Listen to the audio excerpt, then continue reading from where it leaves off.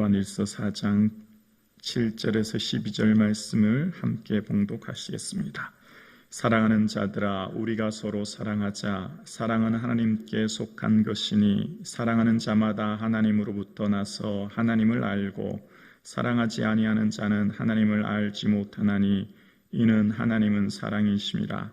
하나님의 사랑이 우리에게 이렇게 나타난 바 되었으니 하나님이 자기의 독생자를 세상에 보내심은 그로 말미암아 우리를 살리려 하심이라.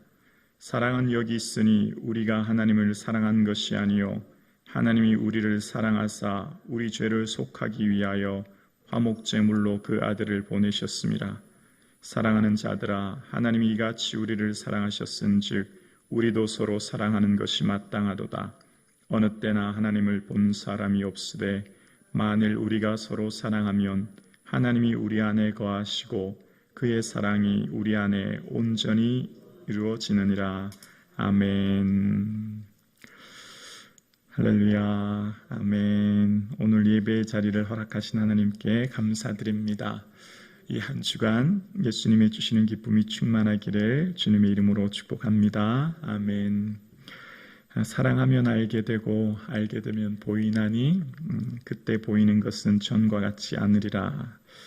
조선문장가 유한준의 말을 유홍준 교수가 나의 문화 답사기에 기록한 글입니다. 사랑하면 알게 되는데요, 그때 알고 난 후 보이는 것은 이제 사랑하기 전과 후가 전혀 새롭게 달라진다는 것이지요. 오늘 본문의 시작을 이렇게 이야기합니다. 사랑하는 자들아, 우리가 서로 사랑하자. 사랑은 하나님께 속한 것이니 라고 이야기합니다. 하나님께 속한 이 사랑, 사랑하는 자마다 하나님을 알고 사랑하지 아니하면 하나님을 알 수 없다라고 이야기하고 있습니다.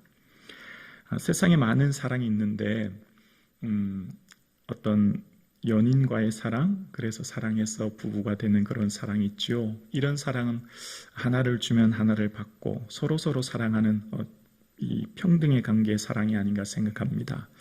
그런데 이 세상의 사랑 중에 부모의 사랑이 있다 생각합니다. 부모의 사랑은 하나를 주면 하나를 받는 관계가 아니라 100개를 주고 1000개를 주어도 모자란 사랑이지요. 이 사랑은 절대 끊을 수가 없는 사랑 아닙니까? 이 사랑은 절대 끊을 수도 없고 무한한 사랑인 것을 알 수 있습니다. 특별히 이 세상에서 많은 사랑 중에 부모의 사랑을 알 때 하나님의 사랑을 조금이나마 헤아릴 수 있다 생각합니다. 하나님의 사랑은 우리가 다 헤아릴 수 없는 사랑이지요. 그래서 질투하시는 하나님입니다. 왜냐하면 하나님은 우리가 전부이기 때문입니다. 그래서 이 세상에 하나님과 같은 동격으로, 그러니까 하나님을 정의할 수 있는 단어는 사실 이 땅에 없습니다. 그러니까 하나님은 이 세상을 창조하신 창조주이지 않습니까? 우리는 피조물된 삶이고 피조물된 이 세계의 창조주된 하나님과 동격으로 하나님은 무엇이다 라고 할 수 있는 게 사실은 아무것도 없어요. 개미가 어떻게 인간을 알 수 있겠습니까? 근데 유일한 한 단어가 있습니다. 바로 하나님은 사랑이시라. 그러니까 이 세상에 하나님과 견줄 수 있는 것은 사실 아무것도 없는데, 왜냐하면 피조물이 어떻게 하나님을 알 수 있고 피조 세계에 어떤 것들이 같이 있다고 해도 그 하나님과 견주어 동격으로 놓을 수 있겠습니까? 그런데 하나님을 알 수 있는 것, 하나님은 사랑이다라고 정의하심으로써 하나님은 하나님이 어떤 분인가를 얘기해 주시는 거죠. 여러분 생각해 보십시오. 여러분 자녀들이 있으시죠? 손자, 손녀가 좀 더 귀할 것 같은데, 자, 여러분 손자가 있어요. 손자가 있는데 손자의 사랑, 그 생명을 10억과 바꿀 수 있겠습니까? 손자의 생명을 100억과 바꿀 수 있겠습니까? 손자의 생명을 1000억과 바꿀 수 있겠습니까? 불가합니다. 내 사랑하는 손자는 억만금을 줘도 바꿀 수 있는 게 아니에요. 내가 사랑하는 손자는 이 땅 어떤 것과도 대체할 수 없어요. 비교할 수도 없고 상상할 수도 없죠. 내 손자는 손자 그 자체고 어떤 것도 이 땅의 우주 온 천지 만물 다 주어도 내 손자는 절대 바꿀 수 없어요. 내 손자의 그 생명 아무것도 바꿀 수 없지요. 그렇죠. 여러분, 그 사랑이 견딜 수 있는 것은 이 세상에 아무도 없습니다. 그런데 하나님께서 우리에게 그 사랑을 나타내셨다는 겁니다. 왜 자꾸 요한이 나타낸다고 말을 하냐면, 이때 당시 영주주의가 예수님을 육체로 오신 것을 부인하니까 얘기하는 거죠. 그러면서 하나님의 그 사랑을 보이셨는데 당신의 독생자를 이 땅에 보내셔서 우리를 살리셨다라고 이야기하고 있는 것을 봅니다. 신약과 구약의 전체를 관통하는 것 한 가지 주제가 있습니다. 구약에서 누누이 강조하는 것 하나, 또 신약에서 누누이 강조하는 것 하나, 한 단어를 정의하면 바로 하나님 사랑이지요. 구약 성경 전체에 있어서 핵심적인 하나를 말하라면, 이스라엘아 들으라, 우리 하나님 여호와는 오직 하나인 여호와시니 오직 너는 마음을 다하고 뜻을 다하고 힘을 다하여 주 너의 하나님을 사랑하라. 오늘 내가 명하는 이 말씀을 너는 마음에 새기고 내 자녀에게 가르치며 부지런히 가르치고 집에 앉았을 때든지 길을 갈 때든지 누웠을 때든지 일어날 때든지 이 말씀을 강론하는 겁니다. 하라 말씀하십니다. 이것이 가장 큰 계명이죠. 그래서 오늘날 유대인들은 테필라라고 해서 통곡의 벽에 갈 때 머리에 이 말씀을 묻고 가는 것을 봅니다. 이 말씀이 유대인들에게는 가장 중요한 말씀이죠. 오늘 우리에게도 가장 중요해요. 그러니까 구약의 가장 핵심되는 한마디로 요약하자면 바로 하나님 사랑이지요. 그래서 신약에서 어떤 율법사가 예수님께 나와서, 예수님, 어떤 계명이 가장 큽니까? 그러니까 율법의 수많은 계명 중에 어떤 것이 으뜸입니까? 라고 예수님께 물었을 때 예수님이 뭐라고 하셨습니까? 마음을 다하고 목숨을 다하고 뜻을 다하여 주 너의 하나님을 사랑하라. 이것이 크고 가장 큰 계명이라 말씀하십니다. 그러니까 하나님의 사랑이 가장 큰 거예요. 왜 하나님의 사랑이 가장 클까요? 하나님 그만큼 우리를 사랑하셨기 때문입니다. 당신의 독생자를 내어주신 사랑이 크긴 것을 보게 되었습니다. 여러분, 하나님은 세상을 사랑하셨습니다. 그러니까 하나님은 이 지구에 있는 80억 인구 전체를 사랑하신 거죠. 모두를 사랑하신 거죠. 부모는 자식이 5이면 5, 6이면 6, 못난 자식, 잘난 자식 한결같이 사랑합니다. 20점짜리 자식도 사랑하고 100점짜리 자식도 사랑하죠. 자식이 잘 살면 잘 사는 대로, 못 살면 못 사는 대로 다 그 나름의 자식들을 사랑하게 되죠. 하나님은 이 세상의 모든 사람들을 사랑하십니다. 아멘이십니까? 비와 햇빛을 모두에게 내려주시는 것처럼 하나님이 이 세상 전부를 사랑하시는 거예요. 근데 하나님의 사랑을 누가 잘 알 수 있을까요? 하나님의 사랑을 깨닫는 것은 우리가 하나님을 가까이 가서 하나님을 아는 사람이 하나님을 사랑하게 되는 거죠. 하나님을 우리 마음에 품고 하나님을 사랑하는 사람이 하나님의 사랑을 알게 될 뿐인 거죠. 그래서 하나님께서는 당신의 그 아들을 주신 그 사랑을 통해서 모두를 구원하시기 위한 것이 하나님의 사랑이라는 것을 이야기하는 것을 보게 되었습니다. 그래서 이 세상에서 영이신 하나님을 볼 수는 없습니다. 하나님은 영이시라 볼 수 있는 존재가 아니십니다. 그런데 그 영이신 하나님을 오늘 우리에게 이야기하는 것이 있습니다.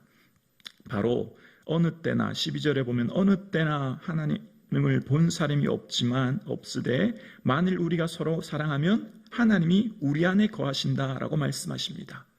하나님, 영이신 하나님을 볼 수 없습니다. 그런데 우리가 서로 형제를 사랑하면 그 사랑하는 가운데 하나님이 우리 안에 거하신다 말씀하십니다. 여러분, 정말 이게 얼마나 놀랍고도 또한 두려운 말씀인지 몰라요.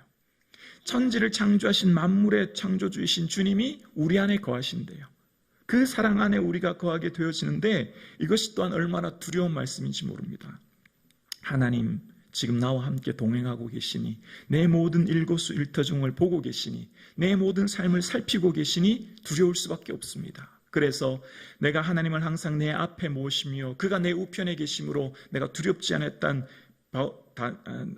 다윗의 고백처럼 내가 항상 하나님을 모시고 사는 삶은요, 두려움이 있고 경건함이 있고 또 담대함을 얻게 되는 것이죠. 오늘 함께 예배드리신 사랑하는 성도님, 하나님이 우리 안에 거하신 줄로 믿습니다. 하나님 지금 우리 안에 거하세요. 그 창조주 하나님이 자신을 제안하시고 지금 우리의 삶 가운데 함께 내가 살아가는 모든 순간을 지금 동행하고 계신 것을 보게 되었습니다. 그래서 이 하나님을 사랑할 때 하나님의 사랑이 영혼과 현재를 연결하는 거예요. 하나님을 사랑할 때 우리가 미래가 열리게 되는 것입니다. 하나님을 사랑할 때 우리의 삶에 새로운 삶의 시작이 가능하게 되는 것이죠. 하나님이 지금 우리 안에 계십니다. 삼위일체 되신 하나님, 성자 예수 그리스도, 성령 하나님, 그 성부 하나님께서 지금 우리와 함께 계시고, 그래서 그 사랑이 온전하게 된다 말씀하십니다. 여러분, 사랑은 뭐예요? 계속 얘기하는데 사랑은 뭐예요? 여러분 생각하신 사랑은 뭔가요? 여러분, 사랑을 끊임없이 얘기한 사랑장 고린도전서 13장 기억나십니까? 내가 사람의 방언과 천사의 말을 할지라도 사랑이 없으면 소리나는 구리와 울리는 꽹과리가 되고, 내가 예언하는 모든 지식이 있어 모든 산을 옮길 만한 믿음이 있을지라도 사랑이 없으면 아무 유익이 없느니라. 무슨 믿음이 있어서 산을 옮긴다, 능력을 행한다? 믿음, 사랑 없으면 아무것도 아니라는 거예요. 구제해서 내 몸을 불사르게 내어줘서, 온몸을 불사르게 내어줘서 남을 구제해도 사랑 없으면 아무것도 아니라는 것입니다. 사랑은 무엇입니까? 사랑은 오래 참고, 사랑은 온유하며 시기하지 않으며, 모든 것을 참고, 모든 것을 믿고, 모든 것을 바라고, 모든 것을 견딘다는 거예요. 견디는 게 사랑이라는 거예요. 그래서 사랑은 아픔이에요. 사랑이 큰 사람이 더 아파요. 사랑이 작은 사람은요, 덜 아파요. 이게 이해가 되십니까? 부모가 더 마음이 아파요. 자식은 부모의 마음을 몰라요. 사랑이 큰 사람은요, 고통이 더 커요. 교회에서 여러분, 교회를 섬기는 여러분, 장로님들 사랑이 더 큰 거예요. 장로님들의 고통이 더 커요. 장로님들이 성도님들 더 사랑하시거든요. 사랑이 큰 사람이 고통을 더 많이 느끼는 거예요. 여러분, 어떤 사람이 더 많이 아플까요? 사랑이 크기만큼 아픈 거예요. 그래서 하나님의 사랑은요, 말할 수 없는 고통 가운데 계신 거예요. 여러분, 우리의 삶 가운데 하나님의 사랑을 알게 되면요, 하나님의 아픔을 느끼게 되는 것입니다. 하나님의 고통을 느끼게 되는 것이죠. 당신의 그 아들을 내어주신 사랑을 경험하게 되는 것이죠. 그래서 우리가 지금은 부분적으로 알고 부분적으로 예언합니다. 우리가 온전히 말씀도 하나님도 다 알지 못해요. 그러나 그때는 주께서 나를 아신 것 같이 내가 온전히 주님을 알게 되어요. 아, 이런 분이셨구나, 하나님을 알게 되어지죠. 사랑하는 성북중앙 가족 여러분, 사랑은 아픈 것입니다. 더 큰 사랑이 더 큰 아픔을 품게 하고, 그러나 그 아픔 통하여서 결국은 하나님을 알게 되어지고, 그 아픔이 결국은 하나님이 이처럼 사랑하셨다는 아버지의 그 고통을 느끼게 되죠. 그래서 아브라함이 하나님의 친구라 일컬음 받는 거예요. 아브라함은 그 고통을 겪어보았거든요. 하나님의 사랑은 아픔을 겪어본 자가 알게 되는 거예요. 하나님의 사랑은 고통의 깊이만큼 사랑의 높이를 알게 되거든요. 지금 여러분 누군가 때문에 마음이 아프십니까? 그게 하나님 마음이에요. 그게 하나님의 통곡이에요. 그게 하나님의 가슴 저미는 사랑의 마음입니다. 그래서 주님께서 너처럼 내 마음도 아프다, 너처럼 나도 똑같이 아파, 나를 생각하고 견뎌라, 나를 생각하고 참아라, 나를 생각하고 인내해라 라고 말씀하시는 거예요. 그래서 여러분, 사랑은 견디는 거예요. 눈물 흘릴 수밖에 없어요. 주님 앞에 울 수밖에 없어요. 속상하고 오해받고 정말 너무너무 힘들지만 견딜 수밖에 없는 것, 결국 하나님 앞에 설 때 잘했다, 수고했다 말씀하실 그때까지 인내할 수 있는 저와 여러분 되실 수 있기를 주님의 이름으로 축원합니다.